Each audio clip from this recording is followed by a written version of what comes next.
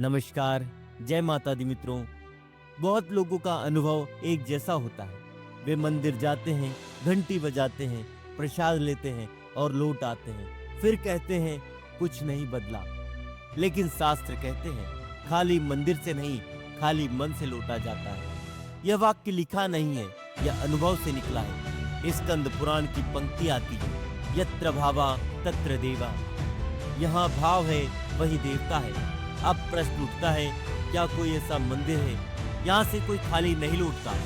शास्त्र कहते हैं मंदिर नहीं, अवस्था फर्क करती है। कलयुग में सबसे बड़ा भ्रम यह है कि हम सोचते हैं भगवान स्थान देखकर फल देते हैं, पर भगवान स्थान नहीं, समर्पण देखते हैं। शिव पुराण में एक कथा आती, एक साधारण व्यक्ति था, न धन था, न विद्या थी, न प्रभाव। उसके पास एक बात थी, जब वह मंदिर जाता था तो कुछ मांगता नहीं था। एक दिन किसी ने उससे पूछा, तू रोज मंदिर जाता है तो मांगता क्या है?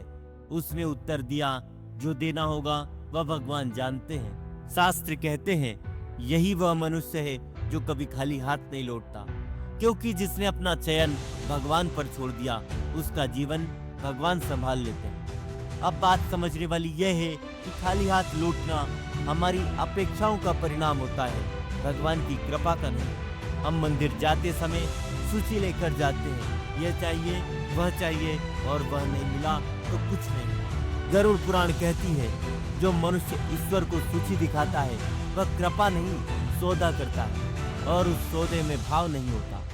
भागवत पुराण में एक अत्यंत सुंदर प्रसंग है।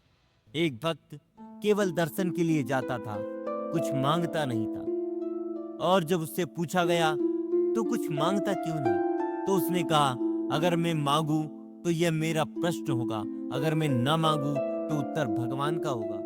यही अंतर है भक्ति और व्यापार में। अब आइए उस प्रश्न पर जिससे यह कथा शुरू हुई थी। जो मंदिर खाली नहीं लौटाता, शास्त्र कहते हैं वह मंदिर जहां वह अपने दुख का अभिनय न करे बल्कि स्वीकार करे।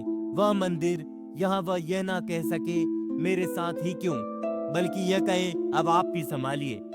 नारद पुराण कहती है, जिस दिन मनुष्य अपने प्रश्न छोड़ देता है उसी दिन से ईश्वर उत्तर देना शुरू करते हैं। महाकाल के दर्शन करने वाला खाली क्यों नहीं लौटता? क्योंकि वह मनुष्य समय को छोड़ आता है। राम राजा मंदिर से कोई खाली क्यों नहीं लौटता? क्योंकि वह मनुष्य अपना अहंकार छोड़ आता है। माता के दरबार से कोई खाली हाथ क्यों नहीं लौटता? क्योंकि वह मनुष्य अपने आंसू छोड़ आता है, और आंसू कभी व्यर्थ नहीं जाते।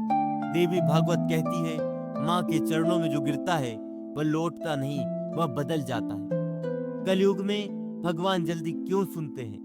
क्योंकि कलयुग में मनुष्य जल्दी टूटता है, और शास्त्र कहते हैं जब मनुष्य टूटता है तभी ईश्वर सबसे निकट होते हैं। अब यह एक बात बहुत ध्यान से समझिए। अगर आप मंदिर जाकर कहते हैं मैंने बहुत पूजा की, तो आप पहले ही अपना फल मांग चुके हैं।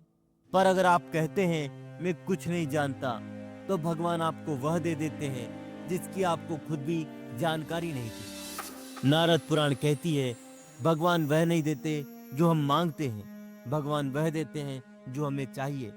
यही कारण है कि कई बार हम जो चाहते थे वह नहीं मिला, लेकिन जो मिला वह हमें बचा ले गया। यदि आज की यह कथा यहाँ तक सुन पाए हो तो यह सहयोग नहीं है, यह एक संकेत है आपके भीतर कुछ बदलने को तैयार है। अगर आप भी ऐसी कथाएं सुनना चाहते हैं जो केवल जानकारी नहीं बल्कि दिशा दे, तो इस चैनल को सब्सक्राइब कर लीजिए। यहाँ कथाएं पढ़ी नहीं जाती, यहाँ अनुभूति बांटी जाती है। अब अंत में एक बात सत्य और सुन लीजिए, जो मंदिर खाली नहीं लौटाता वह बाहर कहीं नहीं है, वह मंदिर आपके भीतर है। जिस दिन आप अपने भीतर झुक गए उसी दिन ईश्वर खड़े हो जाते हैं।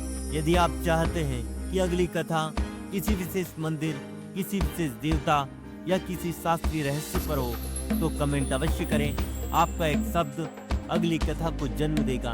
हम फिर मिलेंगे एक नई अनुभूति के साथ। जय महाकाल, जय माता दी।